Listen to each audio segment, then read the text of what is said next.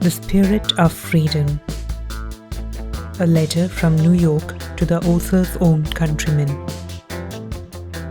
When freedom is not an inner idea which imparts strength to our activities and breadth to our creations, when it is merely a thing of external circumstance, it is like an open space to one who is blindfolded. In my recent travels in the West, I felt that out there freedom as an idea has become feeble and ineffectual. Consequently, a spirit of repression and coercion is fast spreading in the politics and social relationships of the people. In the age of monarchy, the king lived surrounded by a miasma of intrigue.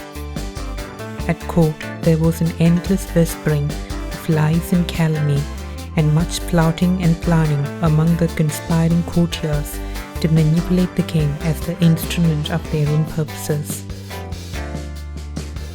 In the present age, intrigue plays a wider part and affects the whole country.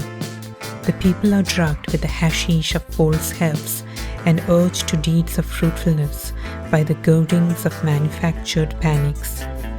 Their higher feelings are exploited by devious channels of unctuous hypocrisy, their pockets picked under anesthetics of flattery, their very psychology affected by a conspiracy of money and unscrupulous diplomacy. In the old order, the king was given to understand that he was the freest individual in the world. A greater semblance of external freedom, no doubt, he had than other individuals, but they built for him a gorgeous prison of unreality. The same thing is happening now with the people of the West. They are flattered into believing that they are free and they have the sovereign power in their hands. But this power is robbed by hosts of self-seekers, and the horse is captured and stabled because of his gift of freedom over space. The mob mind is allowed the enjoyment of an apparent liberty, while its true freedom is curtailed on every side. Its thoughts are fashioned according to the plans of organized interest. In its choosing of ideas and forming of opinions, it is hindered either by some punitive force or by the constant insinuation of untruths. It is made to dwell in an artificial world of hypnotic phrases. In fact, the people have become the storehouse of a power that attracts round it a swarm of adventurers who are secretly investing its walls to exploit it for their own devices. Thus, it has become more and more evident to me that the ideal of freedom has grown tenuous in the atmosphere of the West.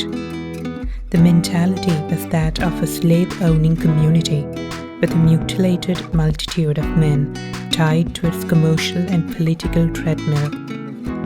It is the mentality of mutual distrust and fear. The appalling scenes of inhumanity and injustice, which are growing familiar to us, are the outcome of a psychology that deals with terror. No cruelty can be uglier in its ferocity than the cruelty of the coward.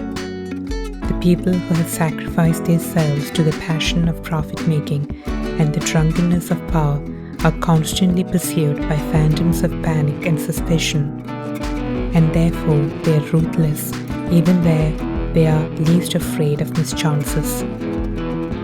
They become morally incapable of allowing freedom to others, and in their eagerness to curry favor with the powerful, they not only connive at injustice done by their own partners in political gambling, but participate in it.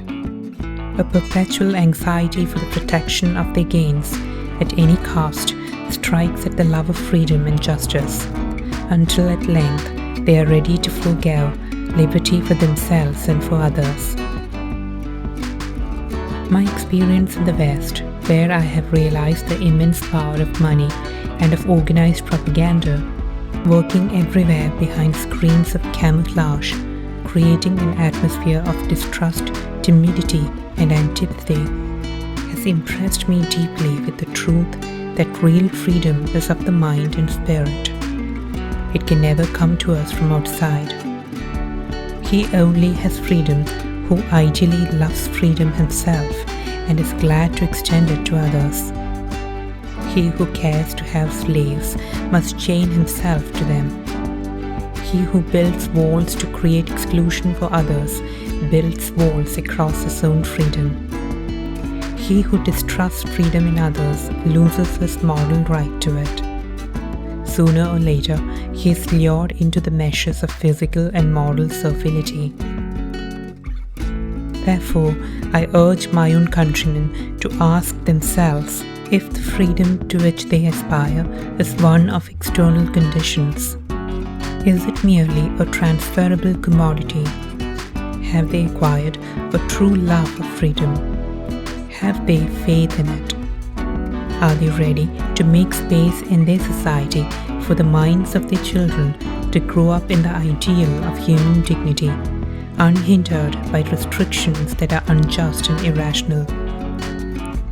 Have we not made elaborately permanent the walls of our social compartments? We are tenaciously proud of their exclusiveness. We boast that in this world, no other society but our own has come to finality in the classifying of its living members. Yet, in our political agitations, we conveniently forget that any unnaturalness in the relationship of governors and governed, which humiliates us, becomes an outrage when it is artificially fixed under the threat of military persecution. When India gave voice to immortal thoughts in time of fullest vigor of vitality, her children had the fearless spirit of the seekers of truth.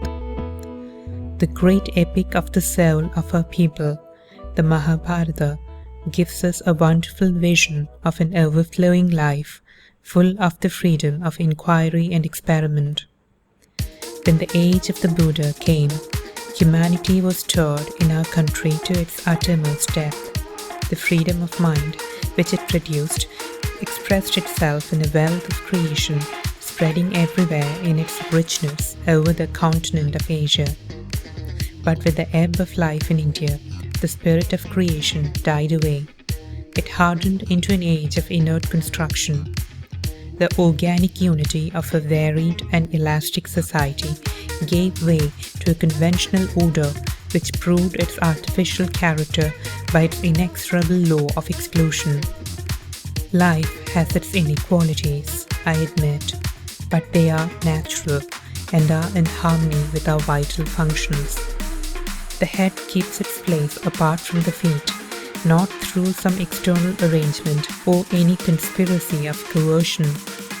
If the body is compelled to turn somersaults for an indefinite period, the head never exchanges its relative function for that of the feet. But have our social divisions the same inevitableness of organic law? If we have the hardihood to say yes to that question, then how can we blame an alien people for subjecting us to a political order which they attempted to believe eternal? By squeezing human beings in the grip of an inelastic system and forcibly holding them fixed, we have ignored the laws of life and growth. We have forced living souls into a permanent passivity, making them incapable of molding circumstance to their own intrinsic design and of mastering their own destiny. Borrowing our ideal of life from a dark period of our degeneracy, we have covered up our sensitiveness of soul under the immovable weight of a remote past. We have set up an elaborate ceremonial of cage worship and plucked all the feathers from the wings of the living spirit of our people. And for us, with our centuries of degradation and insult, with the amorphousness of our national unity, with our helplessness before the attack of disasters from without, and our unreasoning self-obstructions from within, the punishment has been terrible. Our stupefaction has become so absolute that we do not even realize that this persistent misfortune dogging our steps for ages, cannot be a mere accident of history, removable only by another accident from outside. Unless we have true faith in freedom, knowing it to be creative, manfully taking all its risks, not only do we lose the right to claim freedom in politics, but we also lack the power to maintain it with all our strength. For that would be like assigning the service of God to a confirmed atheist. And men who contemptuously treat their own brothers and sisters as eternal babies, never to be trusted in the most trivial details of their personal life, coercing them at every step by the cruel threat of persecution into following a blind lane leading to nowhere, driving a number of them into hypocrisy and into moral inertia, will fail over and over again to rise to the height of their true and severe responsibility. They will be incapable of holding a just freedom in politics and of fighting in freedom's cause. The civilization of the West has in it the spirit of the machine which must move, and to that blind movement human lives are offered as fuel, keeping up the steam power. It represents the active aspect of inertia which has the appearance of freedom but not its truth, and therefore gives rise to slavery both within its boundaries and outside. The present civilization of India has the constraining power of the mold. It squeezes living man in the grip of rigid regulations, and its repression of individual freedom makes it only too easy for men to be forced into submission of all kinds and degrees. In both of these traditions, life is offered up to something which is not life. It is a sacrifice which has no God for its worship, and is therefore utterly in vain. The West is continually producing mechanical power in excess of its spiritual control, and India has produced a system of mechanical control in excess of its vitality. End of chapter 7.